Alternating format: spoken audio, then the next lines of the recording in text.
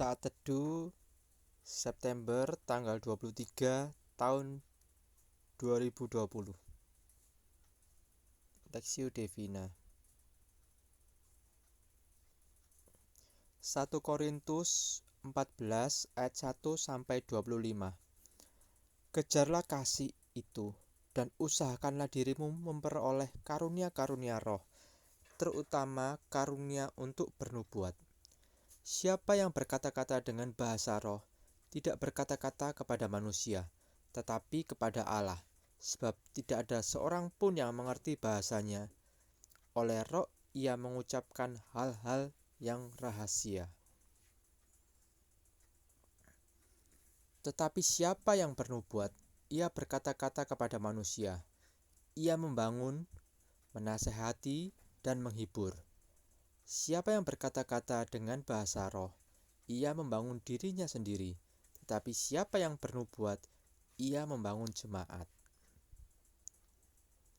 Aku suka supaya kamu semua berkata-kata dengan bahasa roh, tetapi lebih daripada itu, supaya kamu bernubuat. Sebab orang yang bernubuat lebih berharga daripada orang yang berkata-kata dengan bahasa roh, kecuali kalau orang itu juga menafsirkannya, sehingga jemaat dapat dibangun. Jadi saudara-saudara, jika aku datang kepadamu dan berkata-kata dengan bahasa roh, apa gunanya itu bagimu? Jika aku tidak menyampaikan kepadamu penyataan Allah atau pengetahuan atau nubuat atau pengajaran, sama halnya dengan alat-alat yang tidak berjiwa, tetapi yang berbunyi seperti seruling dan kecapi. Bagaimanakah orang dapat mengetahui lagu apakah yang dimainkan seruling atau kecapi, kalau keduanya tidak mengeluarkan bunyi yang berbeda? Atau jika nafiri tidak mengeluarkan bunyi yang terang, siapakah yang menyampaikan diri untuk berperang? Demikianlah juga kamu yang berkata-kata dengan bahasa roh. Jika kamu tidak mempergunakan kata-kata yang jelas, bagaimanakah orang dapat mengerti apa yang kamu katakan? Kata-katamu sia-sia saja, kamu ucapkan di udara.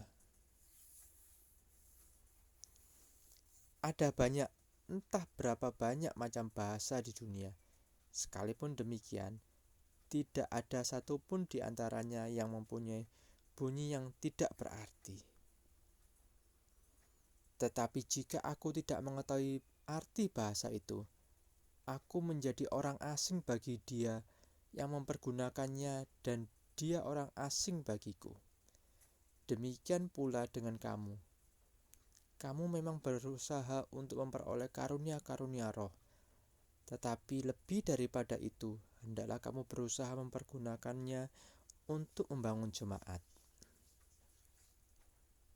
Karena itu, siapa yang berkata-kata dengan bahasa roh, ia harus berdoa supaya kepadanya diberikan juga karunia untuk menafsirkannya.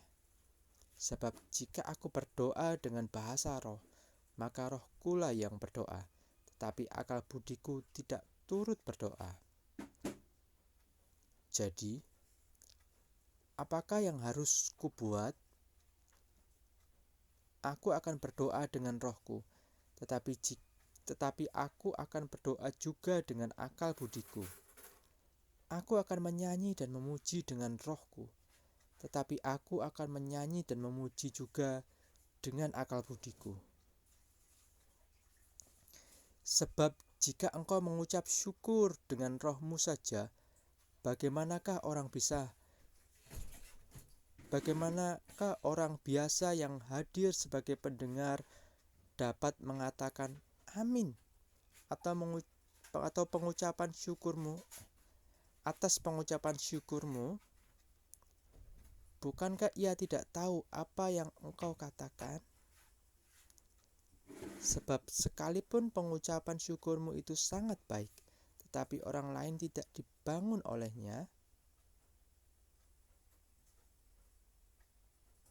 aku mengucap syukur kepada Allah bahwa aku berkata-kata dengan bahasa roh lebih daripada kamu semua. Tetapi dalam pertemuan jemaat, aku lebih suka mengucapkan 5 kata yang dapat dimengerti untuk mengajar orang lain daripada beribu-ribu kata dengan bahasa roh. Saudara-saudara, janganlah seperti anak-anak dalam pemikiranmu. Jadilah anak-anak dalam kejahatan, tetapi orang dewasa dalam pemikiranmu. Dalam hukum Taurat ada tertulis, oleh orang-orang yang mempunyai bahasa lain dan oleh mulut orang-orang asing aku akan berbicara kepada bangsa ini. Namun demikian mereka tidak akan mendengarkan aku, firman Tuhan. Karena itu, karunia bahasa roh adalah tanda, bukan untuk orang yang beriman, tetapi untuk orang yang tidak beriman. Sedangkan karunia untuk bernubuat adalah tanda, bukan untuk orang yang tidak beriman, tetapi untuk orang yang beriman. Jadi, kalau seluruh jemaat berkumpul bersama-sama dan tiap-tiap orang berkata dengan bahasa roh, lalu masuklah orang-orang luar atau orang-orang yang tidak beriman, tidakkah akan mereka katakan bahwa kamu gila? Tetapi kalau semua bernubuat, lalu masuk orang yang tidak beriman atau orang baru, ia diyakinkan oleh semua dan diselidiki oleh semua. Segala rahasia yang terkandung di dalam hatinya akan menjadi nyata, sehingga ia akan sujud menyembah Allah dan mengaku, sungguh Allah ada di tengah-tengah kamu.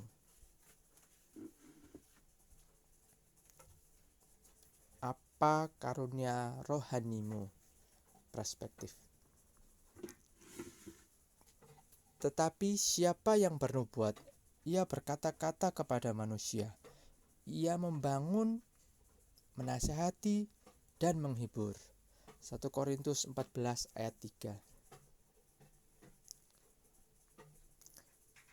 Propeteia adalah bahasa Yunani, merupakan asal kata nubuat. Sesuai yang Paulus maksud dalam teks ini, yang mempunyai arti menurut Kamus Alkitab, adalah firman atau perkataan yang diperkatakan oleh hambanya dengan tujuan untuk menyatakan kesalahan, memberi suatu penghiburan, atau untuk menyingkapkan suatu hal yang rahasia, misalnya tentang peristiwa yang akan datang. Dengan kata lain, perkataan Allah disampaikan untuk dapat dimengerti maksudnya kepada yang menerima, misalnya jemaat, dengan tujuan untuk membangun. Sebab bagaimana bisa membangun jika tidak dimengerti maksudnya? Apalagi jika bahasanya tidak dimengerti. Inilah yang menjadi poin Paulus, yakni menggunakan karunia untuk dapat membangun jemaat.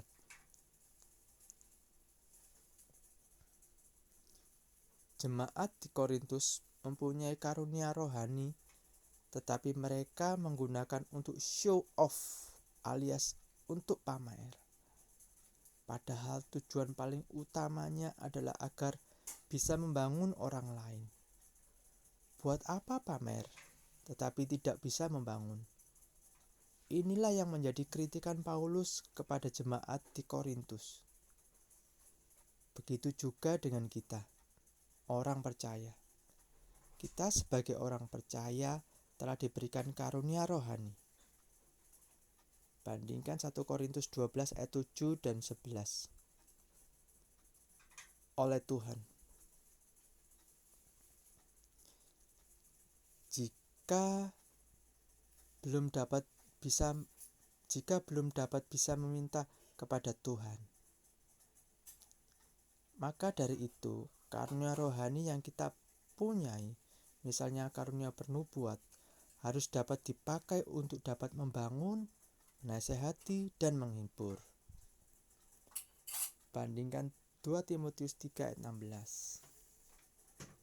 Jangan sampai kita menggunakan karunia roh untuk pamer. Memang dalam teks ini Paulus menekankan karunia untuk bernubuat karena bisa membangun. Tapi ada juga karunia rohani yang Tuhan berikan kepada kita yang bisa untuk membangun jemaat. Misalnya, karunia berkata-kata dengan hikmat atau dengan pengetahuan, karunia untuk menyembuhkan, karunia untuk membedakan roh, dan lainnya. 1 Korintus 12 ayat 8-10. Yang terpenting adalah kita minta kepada Tuhan agar kita bisa menggunakan karunia yang Tuhan berikan ini untuk kita pakai agar dapat membangun orang lain, atau bisa juga menegur orang lain sehingga ada transformasi hidup.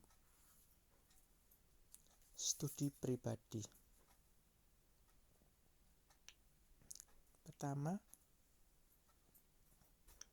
tahukah kita karunia rohani kita? 2. Adakah karunia rohani yang kita butuhkan dalam pelayanan? Sudahkah membangun, menghibur, menegur dalam kasih? Pokok doa. Berdoalah agar kita tahu karunia rohani kita. Berdoalah untuk karunia rohani yang kita butuhkan dalam pelayanan. Juga agar karunia rohani kita dapat dipakai untuk membangun, menghibur, dan menegur dalam kasih.